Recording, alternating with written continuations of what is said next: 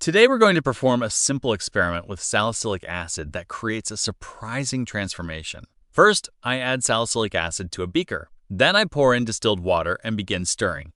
At first, it seems like the powder might dissolve, but no matter how long I stir, nothing really changes. Most of the solid remains at the bottom of the beaker. Now it's time for the interesting part.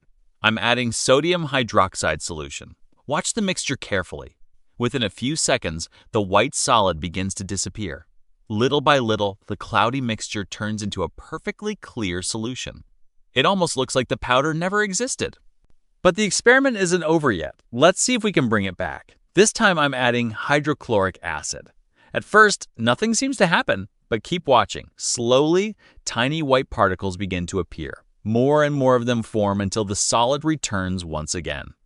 The same substance disappeared and then came back simply by changing the chemistry of the solution. That's one of the fascinating things about acid-base reactions.